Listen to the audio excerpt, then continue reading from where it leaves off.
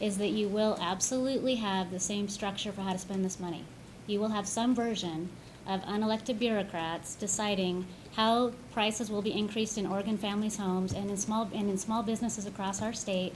They will make decisions on how to spend this money and whether or not and when costs increase for Oregon families and businesses. Well, and I understand that Leader Drazan might not have had a chance to look at there's a one-pager on the House bill, but the House bill actually changes the distribution, so it would be county governments and city governments who would get a substantial share of any transportation-related generated money that doesn't go to the Highway Trust Fund. It would go to the local counties and cities. So I think I agree that we should sit down and talk about some of these distributions, but again, I believe the Senate bill is where people have been looking. It's like the Senate couldn't pass the bill. So we want to see what they're going to bring back to the House. But again, the goal is a science-based emissions reductions program that will benefit the state, and protect communities who are already impacted by climate disruption. And I think it's important to look at how that process looks as we do this. So let's say that we start in the Senate and it goes to a Senate Policy Committee.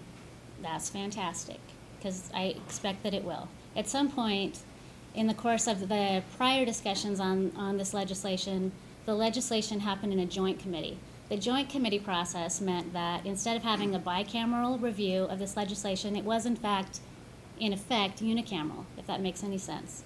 It was joint committee, it popped up onto the House, it popped up onto the Senate. They did not do distinct and separate review of this legislation. They also had the secondary effect, which I've mentioned previously to leadership, and I appreciate them indulging me on this point again. The voice of people who are not adequately represented in this single proposal we've been talking about for a series of years, that voice is represented in access to things, simple process things like the minority report. If you have a joint committee, if the bill goes to Joint Ways and Means, if the bill goes only to a joint carbon committee or some equivalent, you have the effect of taking folks in the Republican Party entirely out of the equation. We don't have the moment to be able to say, we want to debate our own version of climate on the floor. You don't even have access to it. And so the fact that you guys are saying, well, what do you support, is a natural and real place to go, because we have not had access to the process in a way that lets us publicly discuss how we would approach this issue. And I think we can remedy that in this short session by taking a different path, process-wise, with this new proposal.